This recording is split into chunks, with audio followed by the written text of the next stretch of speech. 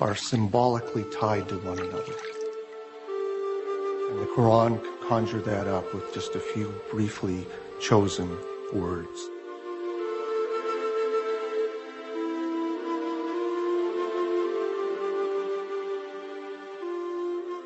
Yet for all the imagery of paradise in the Quran, there was no easy description of God. The mystery would remain. It's very difficult to talk about God without reifying God. Reifying to make God into a thing, or anthropomorphizing God, to make God into a projection of our own human self. And that's why Muslims don't like sculpture, for example, traditionally, because they believe that there's that danger. And the Quran avoids that by constantly shifting the pronouns, so we can't really reify God and get an image, a physical image of God. Rather than a physical image of God or of Muhammad, it is the beauty of the Quran itself that is celebrated in Islam. Islam developed in this context where pictures were not favored. The Quran, as it was revealed, was God's representation on earth, and Muslims felt from a very early time that the only just representation of God's word, was the Quran itself, not any picture of God, certainly not, because you couldn't represent God, and certainly not a picture of Muhammad, because he wasn't divine.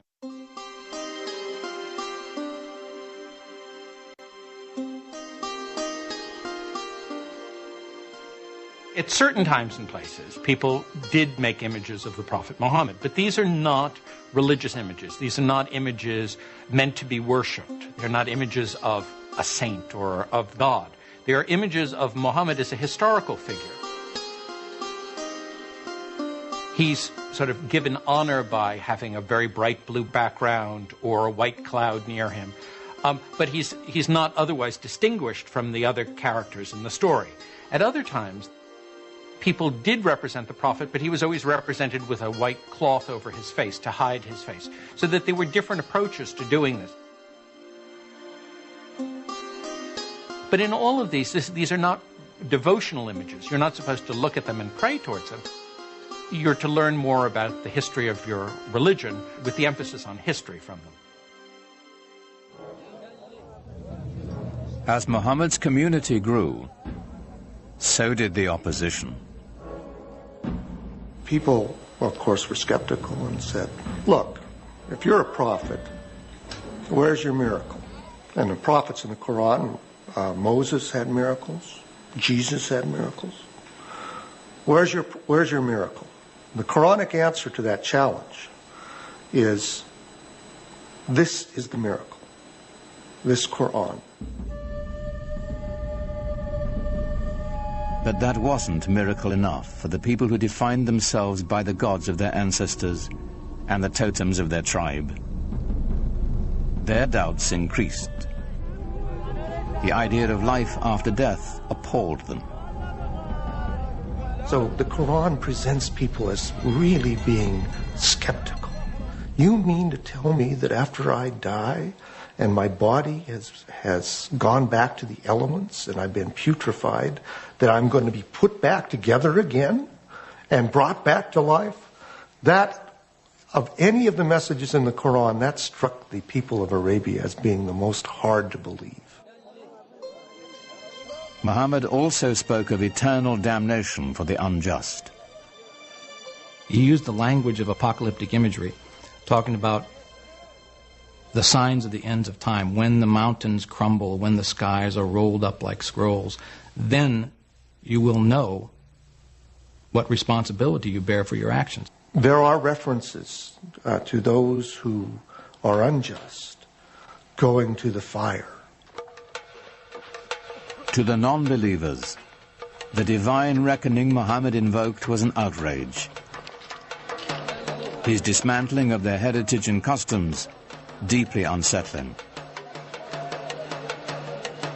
It was a threat in several ways, to their social order, to their age-old traditions, and an economic threat because of the importance of the pilgrimage shrine of the Kaaba in Mecca. As Muhammad's following increased, the social fabric of the caravan city began to unravel. Business suffered as pilgrims and traders, worried for their safety, left town. The tribal leaders decided Muhammad and his message must be removed permanently. They didn't want him taking over. They didn't want him horning in on their control of the city. They made things very difficult for him, perhaps even plotted his assassination. They tried to keep him away from the Kaaba. They did everything they could to kind of run him out of town. They demanded that Muhammad's uncle remove his clan's protection from the Prophet, which would clear the way for his murder without the threat of retribution. But his uncle refused. The battle lines were drawn. Nothing short of tribal war would settle the conflict now. Muhammad is clearly asked to do extraordinary things, to tell the Bedouin to give up many of their notions of multiple gods, to give up their attachment to their ancestors and their tribal warfare in the way they had, things that could and did make him the object of scorn, persecution, and an attack.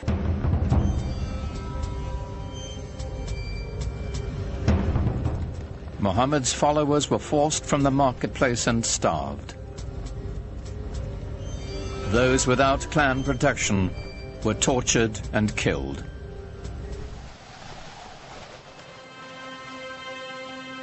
In 619 AD, Muhammad's wife, Khadija, died, and his uncle as well. Gone were his first great love and his only protector. Here at last was the opportunity his enemies had been waiting for. But in the lush oasis town of Yathrib, north of Mecca, a refuge opened to Muhammad and his people. Clan rivalries had become deadly in the town, and they desperately needed a peacemaker. They had heard that Muhammad was a very trustworthy man. They heard that he had great arbitration skills, and they thought, let's see if we can't get him up here and help us out. So they invited him.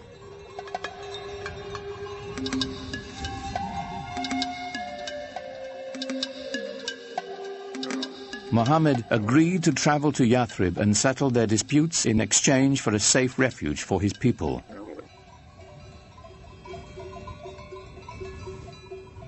For Muhammad's followers, leaving the place of their ancestors, their families and tribes, was the ultimate test of devotion.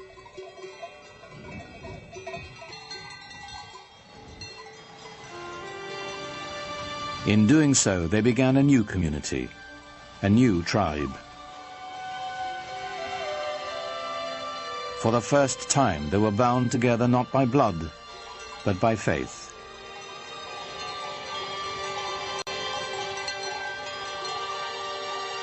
In the course of a single caravan journey, Islam marks its true beginnings.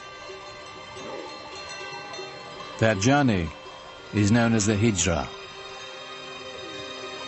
622 in the Christian calendar marks the Muslim year 1.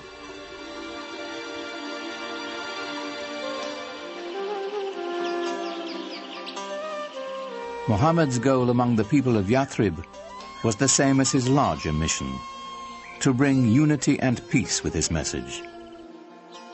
He was asked to be a Solomonic figure, to mediate tensions between tribes that seemed intractable. As his work succeeded, the town would become known as the City of the Prophet, Medina. Muhammad's great task in Medina was to try and bring together these various groups and to try and forge a community of believers in a way that would bring people together in a sort of harmony.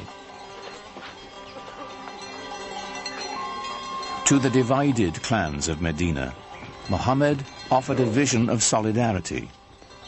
But even as he spread the word of Islam, he didn't challenge the beliefs of other faiths.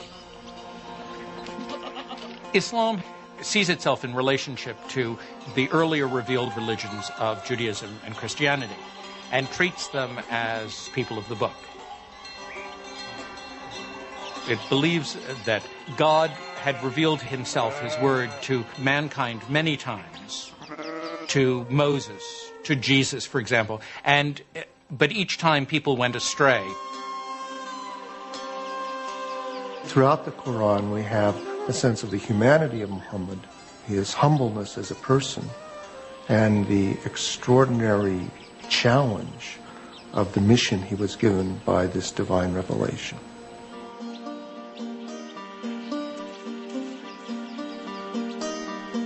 As the Muslim community grew in Medina, a life of simple devotion and ritual developed.